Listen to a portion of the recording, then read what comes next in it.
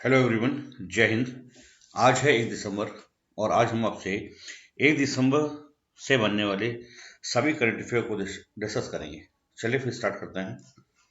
निम्नलिखित में से किसे सांस्कृतिक विरासत संरक्षण के लिए यूनेस्को पुरस्कार अवार्ड ऑफ एक्सीलेंस से सम्मानित किया गया? तो उसका सही आंसर होगा छत्रपति शिवाजी महाराज वास्तु संग्रहालय। तो अभी हाल ही में मुंबई में स्थित शिवाजी महाराज वास्तु संग्रहालय को यूनेस्को के पुरस्कार अवार्ड ऑफ एक्सीलेंस से सम्मानित किया गया। अवार्ड ऑफ एक्सीलेंस से सम्मानित किया गया।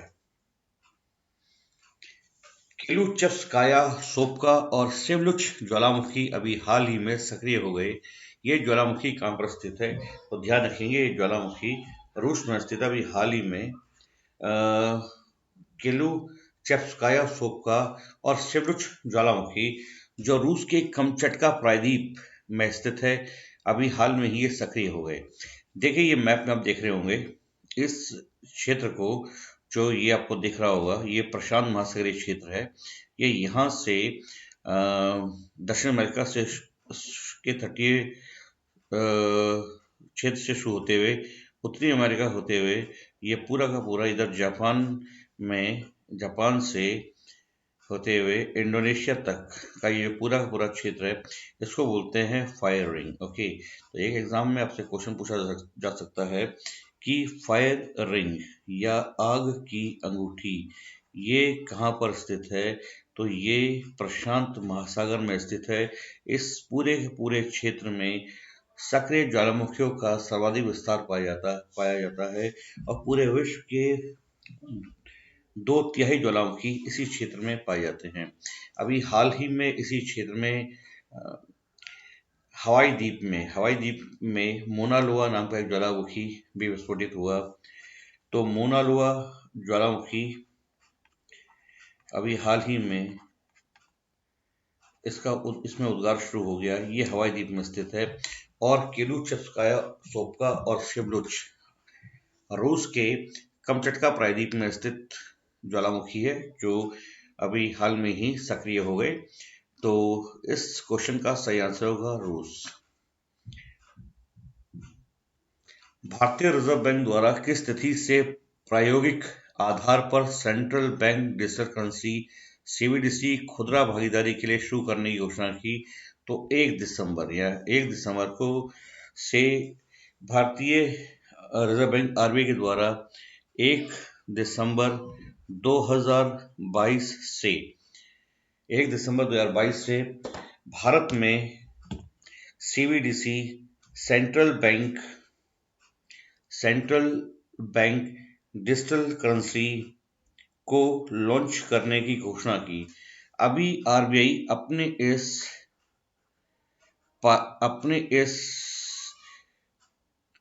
प्रोग्राम को प्रायोगिक आधार पर एक पायलट प्रोजेक्ट के तौर पर शुरू में देश के 4 शहरों में लॉन्च करेगा। ये 4 शहर हैं मुंबई, नई दिल्ली, बेंगलुरु और भुवनेश्वर।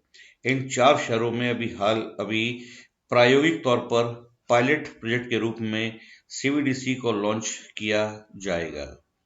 तथा इसी के साथ 4 बैंकों state bank of India, ICICI, yes bank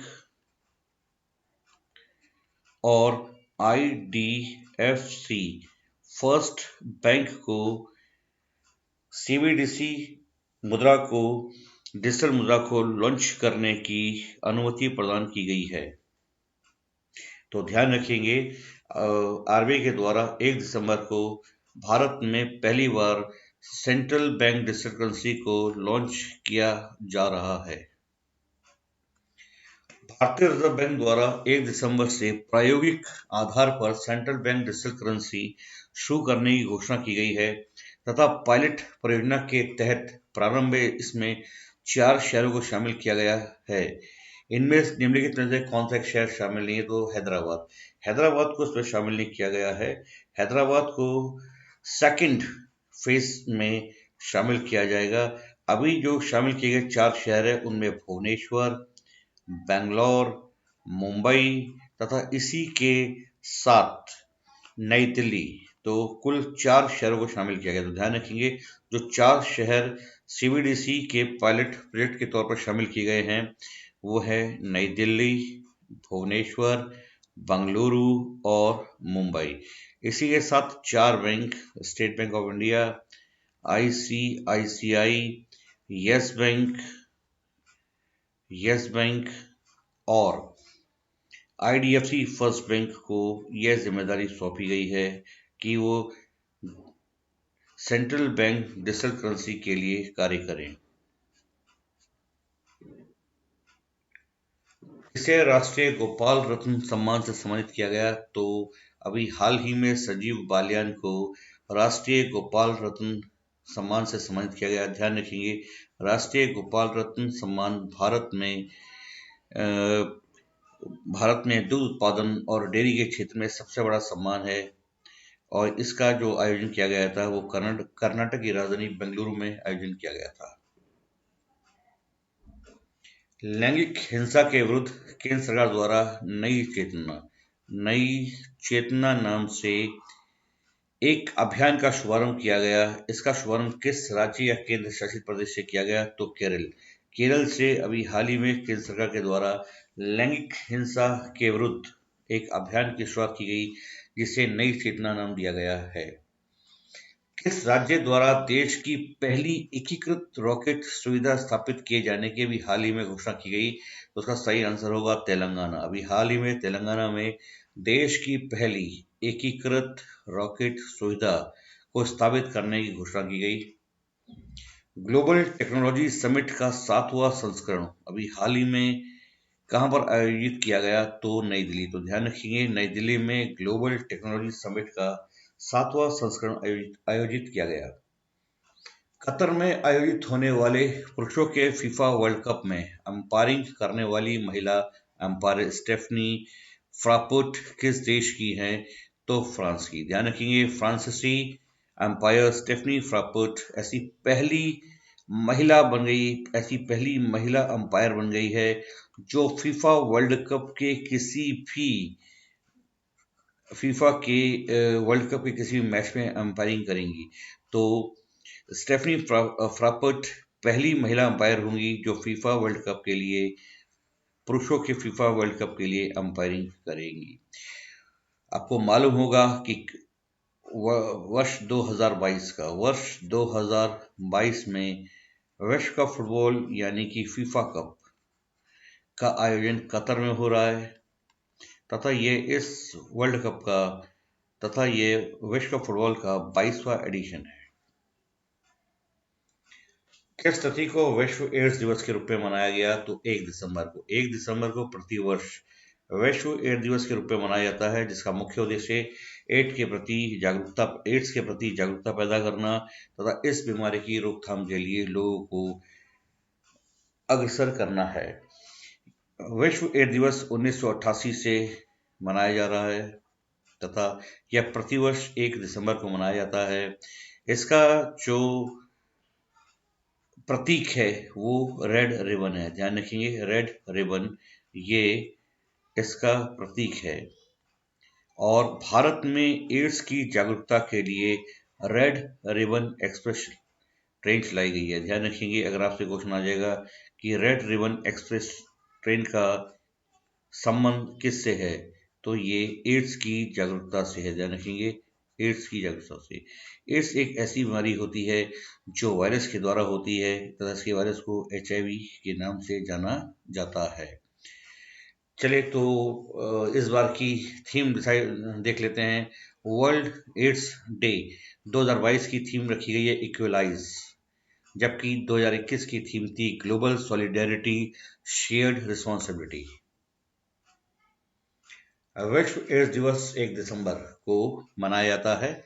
1988 से ये लगातार मनाया जा रहा है। इसके मनाने का मुख्य उद्देश्य HIV संक्रमण के प्रसार की वजह से एड्स महामारी के प्रति जागरूकता को बढ़ाना और इस बीमारी से जिनकी मौत हो गई है उनके प्रति संवेदना को प्रकट करना है। एड्स का पूरा नाम एक्वायर्ड इम्यूनोडेफिशिएंसी सिंड्रोम है और यह एक तरह से विषाणु से होता है जिसका नाम ह्यूमन इम्यूनो डिफिशियंसी वायरस है।